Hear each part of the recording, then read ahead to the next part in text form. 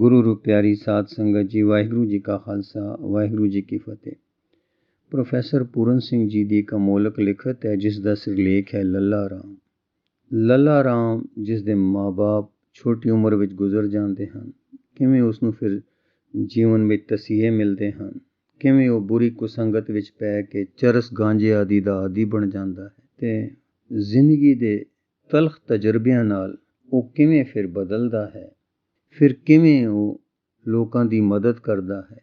इत्थों ताईं कि जिन्हां दी मदद करता है वो धन दौलत की खातर इन्हां नाल धरो कमाउंदे, पर ये उन्हां नाल भी खिमा दा वर्तारा करता है।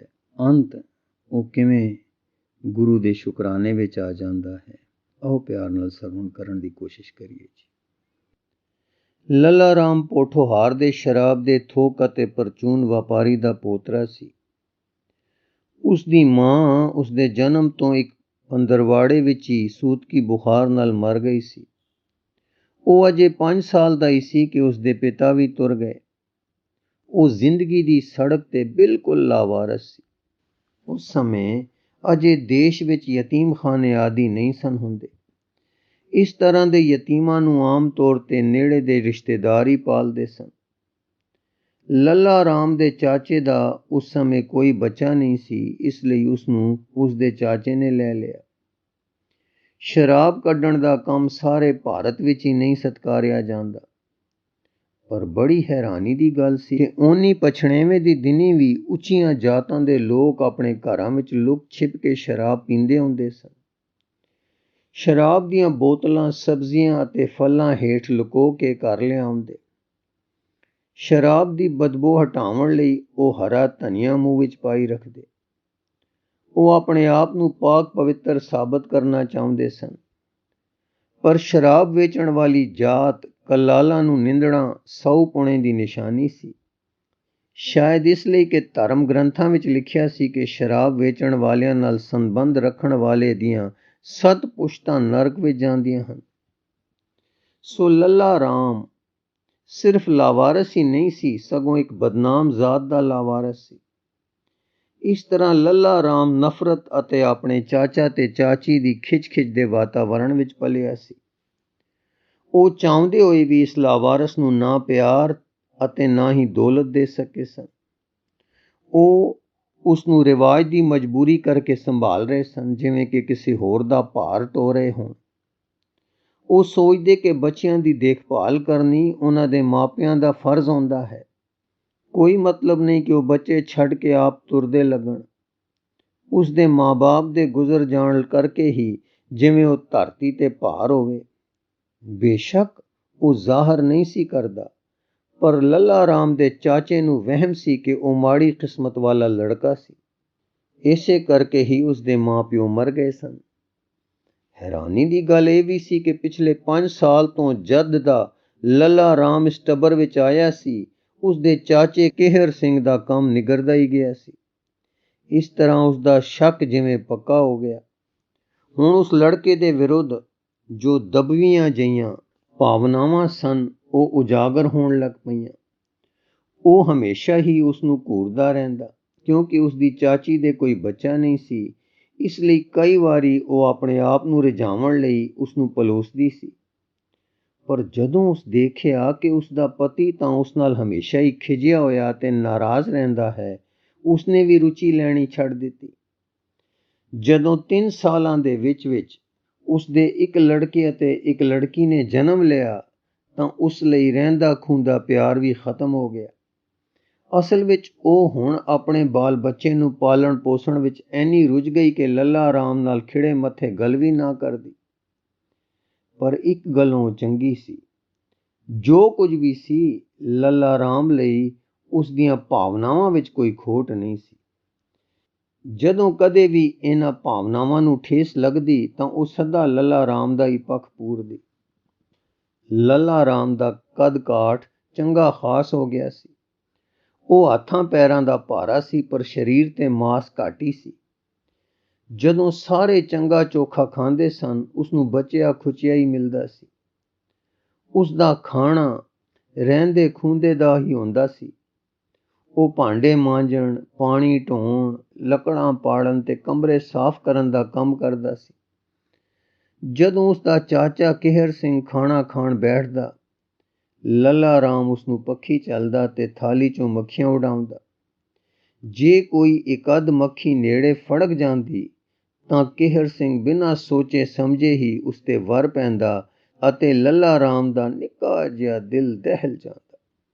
ਕਈ ਵਾਰੀ ਜਦੋਂ ਕਦੇ ਸੌਦੇ ਵਿੱਚ ਘਾਟਾ ਖਾ ਕੇ ਜਾਂ ਕਿਸੇ ਲਹਿਣੇਦਾਰ ਤੋਂ ਜਾਂ ਕਿਸੇ ਚਾਲਾਕ ਗਾਹਕ ਤੋਂ ਬੇਇੱਜ਼ਤੀ ਕਰਵਾ ਕੇ ਘਰ ਆਉਂਦਾ ਤਾਂ ਲੱਲਾ ਰਾਮ ਦੀ ਪਾਣੀ ਲਿਆਉਣ ਜਾਂ ਮੱਖੀ ਨਾ ਉਡਾਉਣ ਦੀ ਮਾਮੂਲੀ ਜਿਹੀ ਗਲਤੀ ਤੇ ਹੀ ਉਹ ਆਪਣੀ ਥਾਲੀ ਵਗਾਹ ਮਾਰਦਾ।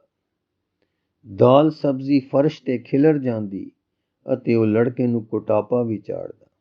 ਸੂਰਾ, ਮੈਂ ਤੈਨੂੰ ਇਸ ਲਈ ਪਾਲਦਾ ਹਾਂ ਕਿ ਤੂੰ ਮੱਖੀਆਂ ਵੀ ਨਾ ਉਡਾ ਸਕੇ। ਅਸਲ ਵਿੱਚ ਤੂੰ ਇੰਨਾ ਛੋਟਾ ਜਿਹਾ ਕੰਮ ਵੀ ਰੂਹ ਨਾਲ ਨਹੀਂ ਕਰ ਸਕਦਾ। ਕਿਹਰ ਸਿੰਘ ਦੀ ਪਤਨੀ ਵਿੱਚ ਪੈਂਦੀ, ਮੈਨੂੰ ਸਮਝ ਨਹੀਂ ਆਉਂਦੀ ਕਿ ਤੂੰ ਇਸ ਮੁੰਡੇ ਨੂੰ ਕਿਉਂ ਰੱਖਿਆ ਹੈ। ਤੂੰ ਇਸ ਨੂੰ ਪੋਟਾ ਪੋਟਾ ਕਰਕੇ ਮਾਰ ਰਿਹਾ ਹੈ। ਇਸ ਨੂੰ ਘਰੋਂ ਹੀ ਕੱਢ ਦੇ। ਮੈਨੂੰ ਲੱਗਦਾ ਏ ਇੱਕ ਦਿਨ ਤੂੰ ਇਸ ਨੂੰ ਮਾਰ ਹੀ ਦੇਵੇਂਗਾ। ਬਕਵਾਸ ਬੰਦ ਕਰ। ਇਸ ਔਰਤ ਦੀ ਜ਼ਬਾਨ ਗਿੱਠ ਲੰਮੀ ਹੈ। ਤੂੰ ਹੋਰ ਤਾਂ ਸਾਰਿਆਂ ਨਾਲ ਮਿੱਠੀ ਹੈ। ਇੱਥੋਂ ਤੱਕ ਕਿ ਇਸ ਮਾੜੀ ਕਿਸਮਤ ਵਾਲੇ ਲਾਵਾਰਸ ਲਈ ਵੀ ਜੋ ਸਾਨੂੰ ਗ੍ਰਹਿਣ ਬਣ ਕੇ ਲੱਗਾ ਹੈ, ਸਿਰਫ ਮੇਰੇ ਲਈ ਜ਼ਹਿਰ ਹੈ। ਜਦੋਂ ਦਾ ਇਹ ਆਇਆ ਹੈ, ਮੇਰਾ ਕੰਮ ਹੇਠਾਂ ਹੀ ਗਿਆ ਹੈ। ਮੇਰੇ ਬਾਰੇ ਅਤੇ ਇਸ ਬਾਰੇ ਅਜਿਹੀਆਂ ਗੱਲਾਂ ਕਹਿ ਕੇ ਤੂੰ ਆਪਣੇ ਖਾਨਦਾਨ ਦਾ ਸਬੂਤ ਦੇ ਰਿਹਾ ਹੈ। ਲਾਜਵੰਤੀ ਨੇ ਕਿਹਾ, ਗ੍ਰਹਿਣ ਅਸੀਂ ਨਹੀਂ, ਸਗੋਂ ਤੂੰ ਸਾਨੂੰ ਗ੍ਰਹਿਣ ਬਣ ਕੇ ਲੱਗਾ ਹੈ। ਤੂੰ ਹਰ ਰੋਜ਼ ਸਾਡੇ ਨਾਲ ਉਹੀ ਕਰਦਾ ਹੈ ਜੋ ਬਾਹਰ ਤੇਰੇ ਨਾਲ ਹੁੰਦੀ ਹੈ। ਲੋਕ ਤੈਨੂੰ ਘਟੀਆ ਤੇ ਕਮੀਨਾ ਕਲਾਲ ਕਹਿੰਦੇ ਨੇ। ਉਹੀ ਸ਼ਬਦ ਤੂੰ ਸਾਡੇ ਲਈ ਵਰਤਦਾ ਹੈ। ਤੂੰ ਪਾਜੀ ਹੈ, ਇਹ ਤੇਰਾ ਕਸੂਰ ਨਹੀਂ। ਕਮੀਨਗੀ ਤੇਰੇ ਖੂਨ ਵਿੱਚ ਹੈ। ਇਸ ਤਰ੍ਹਾਂ ਪਤਨੀ ਦੇ ਬੁਰਾ ਭਲਾ ਕਹਿਣ ਤੇ ਕਿਹਰ ਸਿੰਘ ਖਿਝ ਜਾਂਦਾ ਤੇ ਕਈ ਵਾਰ ਇੰਨਾ ਤੈਸ਼ ਵਿੱਚ ਆ ਜਾਂਦਾ ਕਿ ਲੱਲਾ ਰਾਮ ਨੂੰ ਬੇਤਰਸੀ ਨਾਲ ਥੱਪੜ, ਮੁੱਕੀਆਂ ਅਤੇ ਠੁੱਡੇ ਮਾਰਦਾ। ਲਾਜਵੰਤੀ ਉਹਨਾਂ ਦੇ ਵਿਚਾਲੇ ਆ ਜਾਂਦੀ। ਕੁਝ ਉਸਦੇ ਵੀ ਵੱਜ ਜਾਂਦੀਆਂ, ਪਰ ਉਹ ਡਟ ਕੇ ਖੜੀ ਹੋ ਜਾਂਦੀ। ਮੁੰਡੇ ਨੂੰ ਘਰੋਂ ਬਾਹਰ ਕੱਢ ਕੇ ਦਰਵਾਜ਼ਾ ਬੰਦ ਕਰ ਦਿੰਦੀ। ਇਸ ਤਰ੍ਹਾਂ ਉਹ ਇੱਕ ਖੂਨ ਹੋ ਜਾਣ ਤੋਂ ਬਚਾਓ ਕਰਦੀ। ਕਿਹਰ ਸਿੰਘ ਬਿਨਾਂ ਕੁਝ ਖਾਧੇ ਪੀਤੇ ਘਰੋਂ ਨਿਕਲ ਜਾਂਦਾ। ਲਾਜਵੰਤੀ ਨੂੰ ਤਾਂ ਖਾਣਾ ਪਕਾਉਣਾ ਹੀ ਪੈਂਦਾ। ਜੋ ਕੁਝ ਲੱਲਾ ਰਾਮ ਉਸ ਲਈ ਕਰਦਾ ਸੀ, ਉਸ ਦਾ ਲਾਜਵੰਤੀ ਨੂੰ ਬਹੁਤ ਹੀ ਆਰਾਮ ਸੀ। ਕਈ ਵਾਰੀ ਉਹ ਕਈ ਦਿਨ ਘਰੋਂ ਗਾਇਬ ਰਹਿੰਦਾ। ਕਿਸੇ ਦਿਨ ਅਚਾਨਕ ਹੀ ਉਸ ਦਾ ਚਾਚਾ ਉਸ ਨੂੰ ਬਾਹੋਂ ਫੜ ਕੇ ਘਰ ਲਿਆਉਂਦਾ। ਉਹ ਰਾਵਲਪਿੰਡੀ ਦੇ ਜੂਏ ਦੇ ਅੱਡਿਆਂ ਵਿੱਚ ਆਪਣਾ ਕੋਟ ਤੱਕ ਦਾਅ ਤੇ ਲਾ ਦਿੰਦਾ ਸੀ। ਉਸ ਦਾ ਚਾਚਾ ਉਸ ਨੂੰ ਇਹਨਾਂ ਅੱਡਿਆਂ ਤੋਂ ਹੀ ਫੜ ਕੇ ਲਿਆਉਂਦਾ ਸੀ। ਲੱਲਾ ਰਾਮ ਨੂੰ ਸਮਝ ਨਹੀਂ ਸੀ ਆਉਂਦੀ ਕਿ ਦੁਨੀਆ ਉਸ ਤੇ ਜ਼ੁਲਮ ਕਿਉਂ ਕਰਦੀ ਸੀ। ਉਸ ਨੂੰ ਆਪਣੇ ਪਿਤਾ ਦੀ ਧੁੰਦਲੀ ਜਿਹੀ ਯਾਦ ਸੀ। ਉਹ ਉਸ ਨੂੰ ਪਹਿਨਣ ਨੂੰ ਵਧੀਆ ਕੱਪੜੇ, ਪੀਣ ਨੂੰ ਗਾਂ ਦਾ ਦੁੱਧ ਅਤੇ ਮਨ ਮਰਜ਼ੀ ਦੀਆਂ ਮਿਠਾਈਆਂ ਲਿਆ ਕੇ ਦਿੰਦਾ ਸੀ। ਪਰ ਉਸ ਨੂੰ ਸਮਝ ਨਹੀਂ ਸੀ ਆਉਂਦੀ ਕਿ ਉਸ ਨੂੰ ਇਹ ਪਿਆਰ ਅਤੇ ਆਰਾਮ ਆਪਣੇ ਚਾਚੇ ਤੋਂ ਕਿਉਂ ਨਹੀਂ ਸੀ ਮਿਲ ਸਕਿਆ। ਜਦੋਂ ਉਸ ਦੇ ਭੈਣ ਭਰਾ ਦੁੱਧ ਪੀਂਦੇ, ਮਿਠਾਈਆਂ ਅਤੇ ਭੋਠੋ ਹਾਰ ਦਾ ਹਲਵਾ ਖਾਂਦੇ, ਉਸ ਨੂੰ ਬਾਸੀ ਰੋਟੀ ਅਤੇ ਉਹ ਵੀ ਲੂਣ ਮਿਰਚਾਂ ਨਾਲ ਮਿਲਦੀ। ਬੇਸ਼ੱਕ ਲੱਲਾ ਰਾਮ ਇਸ ਸਥਿਤੀ ਨੂੰ ਸ਼ਬਦਾਂ ਵਿੱਚ ਬਿਆਨ ਨਹੀਂ ਸੀ ਕਰ ਸਕਦਾ। ਉਹ ਇਹ ਸਭ ਕੁਝ ਮਹਿਸੂਸ ਜ਼ਰੂਰ ਕਰਦਾ ਸੀ। ਜਦੋਂ ਉਹ ਦੇਖਦਾ ਕਿ ਉਸ ਦਾ ਚਾਚਾ ਉਸ ਨੂੰ ਤਾਂ ਝਿੜਕ ਕੇ ਪੈਂਦਾ ਸੀ, ਪਰ ਉਸੇ ਹੀ ਪਲ ਆਪਣੀ ਬੇਟੀ ਨੂੰ ਬੜੇ ਪਿਆਰ ਨਾਲ ਬੁਲਾਉਂਦਾ ਸੀ, ਤਾਂ ਉਸ ਦਾ ਦਿਲ ਸੜ ਕੇ ਕੋਲਾ ਹੋ ਜਾਂਦਾ। ਜੇ ਉਸ ਕੋਲੋਂ ਕੋਈ ਗਲਤੀ ਹੋ ਜਾਂਦੀ ਤਾਂ ਉਸ ਦਾ ਚਾਚਾ ਮੁਆਫੀ ਮੰਗਵਾਉਂਦਾ, ਪਰ ਆਪਣੇ ਬੱਚੇ ਦੀਆਂ ਅਜਿਹੀਆਂ ਗਲਤੀਆਂ ਦੀ ਕੋਈ ਪਰਵਾਹ ਹੀ ਨਾ ਕੀਤੀ ਜਾਂਦੀ। ਲੱਲਾ ਰਾਮ ਆਪਣੇ ਚਾਚੇ ਦਾ ਇਸ ਲਈ ਤਾਂ ਸ਼ੁਕਰਗੁਜ਼ਾਰ ਸੀ ਕਿ ਉਹ ਇਸ ਨੂੰ ਇੱਕ ਚੰਗਾ ਆਦਮੀ ਬਣਾਉਣ ਲਈ ਪਾਲ ਪੋਸ ਰਿਹਾ ਸੀ, ਪਰ ਵਿਤਕਰਾ ਅਤੇ ਉਸ ਨਾਲ ਕੀਤੀ ਜਾਂਦੀ ਗੁੱਝੀ ਘਿਰਣਾ ਉਸ ਨੂੰ ਖਟਕਦੇ ਸਨ। ਉਸਨੇ ਮਹਿਸੂਸ ਕੀਤਾ ਕਿ ਉਸ ਦਾ ਚਾਚਾ ਅਤੇ ਚਾਚੀ ਦੋਵੇਂ ਹੀ ਉਸ ਨੂੰ ਆਪਣੇ ਪਿਆਰ ਅਤੇ ਆਪਣੇ ਵਸੀਲਿਆਂ ਤੇ ਭਾਰ ਸਮਝਦੇ ਸਨ। ਉਹ ਸਿਰਫ ਲੋਕ ਲਾਜ ਦੀ ਖਾਤਰ ਹੀ ਉਸ ਨੂੰ ਰੱਖ ਰਹੇ ਸਨ। ਅੰਦਰੋਂ ਉਹ ਦੁਖੀ ਸਨ। ਹਮੇਸ਼ਾ ਇਹੀ ਸੋਚਦੇ ਕਿ ਜੇ ਉਹ ਦਫਾ ਹੋ ਜਾਵੇ ਤਾਂ ਉਹ ਖੁੱਲ੍ਹ ਕੇ ਪੈਰ ਪਸਾਰ ਸਕਦੇ ਸਨ। ਇਹ ਬੜੀ ਹੈਰਾਨੀ ਦੀ ਗੱਲ ਸੀ ਕਿ ਕੇਹਰ ਸਿੰਘ ਅਤੇ ਉਸ ਦੀ ਪਤਨੀ ਇਹ ਨਹੀਂ ਸਨ ਸਮਝ ਸਕੇ ਕਿ ਉਹ ਵਿਚਾਰਾ ਬੱਚੇ ਖੁੱਚੇ ਤੇ ਕਿਵੇਂ ਗੁਜ਼ਾਰਾ ਕਰ ਰਿਹਾ ਸੀ। ਉਸ ਦੀ ਸਿਹਤ ਬਹੁਤ ਹੀ ਸੋਹਣੀ ਸੀ, ਜਦ ਕਿ ਉਹਨਾਂ ਦੇ ਆਪਣੇ ਬੱਚੇ ਮੱਖਣ, ਚਾਵਲ ਅਤੇ ਹੋਰ ਸਵਾਦੀ ਭੋਜਨ ਖਾਣ ਦੇ ਬਾਵਜੂਦ ਵੀ ਪੀਲੇ ਤੇ ਕਮਜ਼ੋਰ ਸਨ। ਲੱਲਾ ਰਾਮ ਨੂੰ ਲੱਸੀ ਦਾ ਗਿਲਾਸ, ਸਰੋਂ ਦੇ ਪੱਤਿਆਂ ਦਾ ਅੱਧ ਕੱਚਾ ਸਾਗ ਅਤੇ ਮੱਕੀ ਜਾਂ ਕਣਕ ਦੀ ਰੋਟੀ ਦੇ ਕੁਝ ਟੁਕੜੇ ਮਿਲਦੇ ਸਨ, ਪਰ ਫਿਰ ਵੀ ਸਿਹਤ ਦਾ ਇੰਨਾ ਫਰਕ ਸੀ। ਕੇਹਰ ਸਿੰਘ ਅਤੇ ਉਸ ਦੀ ਪਤਨੀ ਨੂੰ ਬਹੁਤ ਖਿਝ ਆਉਂਦੀ ਸੀ। ਉਹਨਾਂ ਨੂੰ ਸਮਝ ਨਹੀਂ ਸੀ ਆਉਂਦੀ ਕਿ ਇਸ ਲਾਵਾਰਸ ਨੂੰ ਕੁਦਰਤ ਕੀ ਗੁੱਝੀ ਬਖਸ਼ਿਸ਼ ਕਰ ਰਹੀ ਸੀ। ਜੇ ਉਸ ਨੂੰ ਆਪਣੇ ਮਾਪਿਆਂ ਦਾ ਪਿਆਰ ਨਹੀਂ ਸੀ ਮਿਲਿਆ ਤਾਂ ਰਿਸ਼ਟ-ਪੁਸ਼ਟ ਸਰੀਰ ਜ਼ਰੂਰ ਮਿਲਿਆ ਸੀ। ਇਹ ਜ਼ਾਲਮ ਸਮਾਜ ਆਪਣੇ ਯਤੀਮਖਾਨਿਆਂ ਦੀ ਸ਼ੇਖੀ ਮਾਰਦਾ ਹੈ, ਕਿਉਂਕਿ ਇਸ ਦੇ ਘਰ ਵਿੱਚ ਅਜੇ ਕਿਸੇ ਇੱਕ ਬੱਚੇ ਲਈ ਵੀ ਥਾਂ ਨਹੀਂ ਜੋ ਇਹਨਾਂ ਦੇ ਆਪਣੇ ਅੰਗਾਂ ਅਤੇ ਵਿਚਾਰਾਂ ਦੀ ਉਪਜ ਨਹੀਂ। ਖਿਆਸ ਕਰੋ, ਇੱਕ 8 ਜਾਂ 10 ਸਾਲ ਦਾ ਬੱਚਾ ਦੂਰੋਂ ਆਪਣੇ ਚਾਚੇ ਤੇ ਚਾਚੀ ਦੇ ਨਹਾਉਣ ਲਈ ਪਾਣੀ ਦੇ ਘੜੇ ਕਿਵੇਂ ਭਰ ਕੇ ਲਿਆਉਂਦਾ ਹੋਵੇਗਾ। ਉਸ ਨੂੰ ਭਾਂਡੇ ਮਾਂਜਦਿਆਂ, ਅੱਗ ਬਾਲਦਿਆਂ ਅਤੇ ਘਰ ਦਾ ਹੋਰ ਕੰਮ ਕਰਦਿਆਂ ਸੋਚੋ। ਇਹ ਸਭ ਇਸ ਲਈ ਕਿ ਉਸ ਦੇ ਆਪਣੇ ਚਚੇਰੇ ਭੈਣਾਂ ਭਰਾਵਾਂ ਦੀ ਤਰ੍ਹਾਂ ਉਸ ਦੇ ਆਪਣੇ ਮਾਂ-ਪਿਓ ਨਹੀਂ ਸਨ। ਕੇਹਰ ਸਿੰਘ ਦੀ ਛੋਟੀ ਲੜਕੀ ਲਕਸ਼ਮੀ ਨੂੰ ਆਪਣੇ ਮਾਪਿਆਂ ਦਾ ਮਾਣ ਸੀ। ਜਦੋਂ ਕਦੇ ਵੀ ਲੱਲਾ ਰਾਮ ਉਸ ਦੀ ਕਿਸੇ ਮਾੜੀ ਜਿਹੀ ਗੱਲ ਦਾ ਵਿਰੋਧ ਕਰਦਾ ਤਾਂ ਉਸ ਨੂੰ ਥੱਪੜ ਮਾਰਦੇ। ਉਸ ਵਿਚਾਰੇ ਨੂੰ ਆਪਣੇ ਬੇਸਹਾਰਾ ਹੋਣ ਦਾ ਅਹਿਸਾਸ ਸੀ। ਇਸੇ ਲਈ ਉਸ ਦੇ ਤਰਸਯੋਗ ਜੀਵਨ ਵਿੱਚ ਅਜਿਹੀਆਂ ਘਟੀਆਂ ਜਿਹੀਆਂ ਗੱਲਾਂ ਦੁਖਾਂਤ ਸਾਬਤ ਹੁੰਦੀਆਂ। ਜੇ ਕਦੇ ਉਹ ਆਪਣੀ ਚਾਚੀ ਨੂੰ ਉਸ ਲੜਕੀ ਦੇ ਵਿਰੁੱਧ ਸ਼ਿਕਾਇਤ ਕਰਦਾ ਤਾਂ ਉਹ ਕਹਿੰਦੀ ਕਿ ਉਸ ਜ਼ਰੂਰ ਕੋਈ ਸ਼ਰਾਰਤ ਕੀਤੀ ਹੋਣੀ ਹੈ, ਨਹੀਂ ਤਾਂ ਉਸ ਦੀ ਬੇਟੀ ਐਨੀ ਨਾ ਸਮਝ ਥੋੜਾ ਹੀ ਹੋ ਸਕਦੀ ਸੀ। ਇਸ ਲਈ ਕੋਈ ਇਨਸਾਫ ਨਾ ਹੁੰਦਾ। ਪਰ ਜਦੋਂ ਘਰ ਦੇ ਵੱਡੇ ਜੀ ਬਾਹਰ ਗਏ ਹੁੰਦੇ ਜਾਂ ਕਿਤੇ ਅੱਗੇ ਪਿੱਛੇ ਹੁੰਦੇ ਤਾਂ ਲੱਲਾ ਰਾਮ ਵੀ ਉਸ ਨੂੰ ਜੂੜੀਆਂ ਤੋਂ ਫੜ ਕੇ ਘਸੀਟਦਾ। ਇਸ ਤਰ੍ਹਾਂ ਦੇ ਮੌਕੇ ਉਹ ਹਰ ਵਾਰੀ ਕਿਸੇ ਨਾ ਕਿਸੇ ਗੱਲ ਦੀ ਸ਼ਿਕਾਇਤ ਆਪਣੇ ਪਿਤਾ ਕੋਲ ਲਾਉਂਦੀ ਰਹਿੰਦੀ।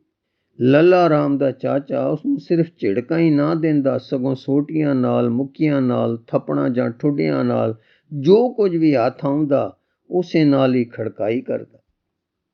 ਇਸ ਤਰ੍ਹਾਂ ਦੀਆਂ ਸਥਿਤੀਆਂ ਵਿੱਚ ਕੇਹਰ ਸਿੰਘ ਸਦਾ ਆਪਣੀ ਬੇਟੀ ਦਾ ਹੀ ਪੱਖ ਲੈਂਦਾ। ਨਤੀਜੇ ਦੇ ਤੌਰ ਤੇ ਲੱਲਾ ਰਾਮ ਸੋਚਦਾ ਕਿ ਉਸ ਲਈ ਤਾਂ ਰੱਬ ਹੈ ਹੀ ਨਹੀਂ ਸੀ। ਰੱਬ ਤਾਂ ਸਿਰਫ ਉਹਨਾਂ ਬੱਚਿਆਂ ਦਾ ਹੀ ਸੀ ਜਿਨ੍ਹਾਂ ਦੇ ਮਾਂ-ਪਿਓ ਸਨ। ਉਸ ਦੀ ਚਾਚੀ ਵਿੱਚ ਬਹੁਤ ਸਾਰੀਆਂ ਚੰਗੀਆਂ ਗੱਲਾਂ ਵੀ ਸਨ। ਸਮੁੱਚੇ ਤੌਰ ਤੇ ਉਹ ਨਰਮ ਦਿਲ ਔਰਤ ਸੀ।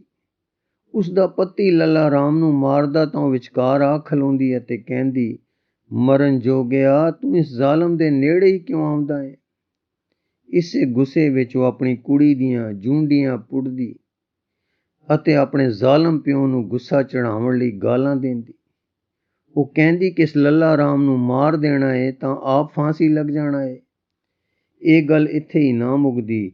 ਜਦੋਂ ਮਾਂ ਆਪਣੀ ਬੇਟੀ ਨੂੰ ਮਾਰਦੀ ਤਾਂ ਕੇਹਰ ਸਿੰਘ ਆਪਣੀ ਪਤਨੀ ਨੂੰ ਹੀ ਕੁੱਟਣ ਲੱਗ ਪੈਂਦਾ। ਇਸ ਤਰ੍ਹਾਂ ਉਹਨਾਂ ਵਿੱਚ ਤਕਰਾਰ ਸ਼ੁਰੂ ਹੋ ਜਾਂਦਾ ਅਤੇ ਆਂਢ ਗੁਆਂਢ ਦੇ ਆਦਮੀ ਅਤੇ ਔਰਤਾਂ ਉਹਨਾਂ ਦੇ ਬੂਹੇ ਅੱਗੇ ਇਕੱਠੇ ਹੋ ਜਾਂਦੇ। ਕੇਹਰ ਸਿੰਘ, ਤੂੰ ਮੇਰੀ ਕੁੜੀ ਨੂੰ ਕਿਉਂ ਮਾਰਦੀ ਹੈ? ਲਾਜਵੰਤੀ, ਤੇਰੀ ਕੁੜੀ ਇਹ ਮੇਰੀ ਏ, ਮੈਂ ਇਸ ਨੂੰ ਮਾਰਨ ਦੀ ਹੱਕਦਾਰ ਹਾਂ। ਮੈਂ ਇਹਨੂੰ ਕੁਝ ਵੀ ਕਰਾਂ, ਤੂੰ ਆਪਣੀ ਖੈਰ ਮਨਾ, ਇਹ ਮੇਰੀ ਬੇਟੀ ਏ। ਕੇਹਰ ਸਿੰਘ, ਦਫਾ ਹੋ ਜਾ ਬੇਸ਼ਰਮ ਔਰਤ। ਜੇ ਤੂੰ ਮੇਰਾ ਕਿਹਾ ਨਹੀਂ ਮੰਨਣਾ ਤਾਂ ਤੇਰਾ ਮੇਰੇ ਘਰ ਵਿੱਚ ਕੋਈ ਕੰਮ ਨਹੀਂ। ਮੇਰੇ ਘਰੋਂ ਨਿਕਲ ਜਾ, ਜਾ ਉਸ ਬੁੱਢੇ ਖੁਸੜ ਦੇ ਚਲੀ ਜਾ। ਲਾਜਵੰਤੀ, ਮੈਂ ਮਾਰਿਆ ਹੈ, ਮੈਂ ਫਿਰ ਵੀ ਮਾਰਾਂਗੀ। ਤੂੰ ਤਾਂ ਗੁੱਸੇ ਵਿੱਚ ਆਪਣੀ ਅਕਲ ਖੋ ਬੈਠਾ ਹੈ। ਤੂੰ ਮੇਰੇ ਪਿਓ ਨੂੰ ਨੌਲਦਾ ਹੈ, ਪਹਿਲਾਂ ਆਪਣੇ ਪਿਓ ਨੂੰ ਸੰਭਾਲ। ਕੇਹਰ ਸਿੰਘ, ਮੇਰੀ ਕੁੜੀ ਨੂੰ ਫੇਰ ਮਾਰ, ਮੈਂ ਦੇਖ ਲਊਂਗਾ ਤੈਨੂੰ। ਆ ਲੈ, ਮੈਂ ਤਾਂ ਮਾਰ ਰਹੀ ਹਾਂ।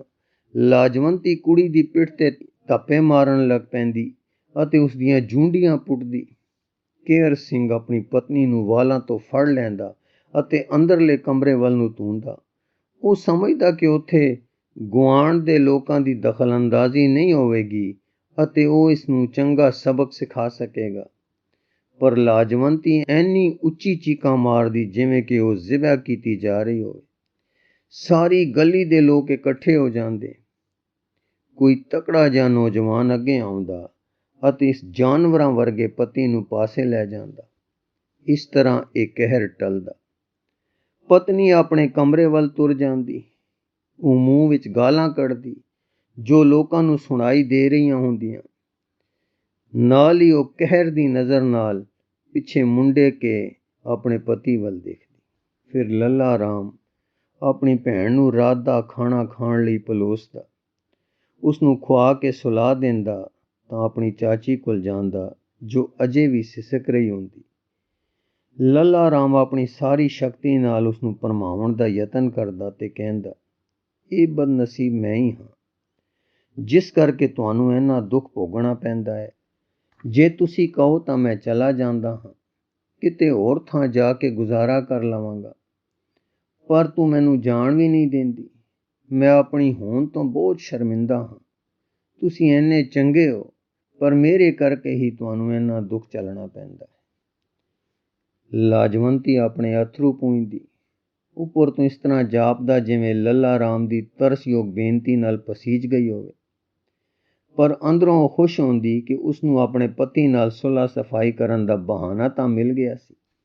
ਉਹ ਲੱਲਾ ਰਾਮ ਨੂੰ ਕਹਿੰਦੀ, ਨਹੀਂ ਮੇਰੇ ਪਿਆਰੇ ਬੇਟੇ, ਤੇਰੇ ਬਿਨਾਂ ਤਾਂ ਇਹ ਘਰ ਹੀ ਉਜੜ ਜਾਵੇਗਾ। ਤੂੰ ਮੇਰੀ ਕਿੰਨੀ ਮਦਦ ਕਰਦਾ ਹੈ।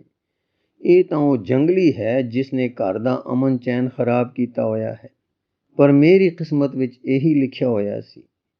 ਇਹ ਇੱਕ ਦਿਨ ਵੀ ਝਗੜੇ ਤੋਂ ਬਿਨਾਂ ਨਹੀਂ ਲੰਘਣ ਦਿੰਦਾ। ਜਦੋਂ ਦੀ ਮੈਂ ਇਸ ਘਰ ਵਿੱਚ ਆਈ ਹਾਂ, ਇਸ ਨੂੰ ਗੁੱਸੇ ਨਾਲ ਉਬਲਦਾ ਹੀ ਦੇਖਿਆ ਹੈ। ਜਿਸ ਨੇ ਇਸ ਘਰ ਦੇ ਪਾਣੀ ਦੇ ਘੜੇ ਤੱਕ ਸੁਕਾ ਦਿੱਤੇ ਨੇ।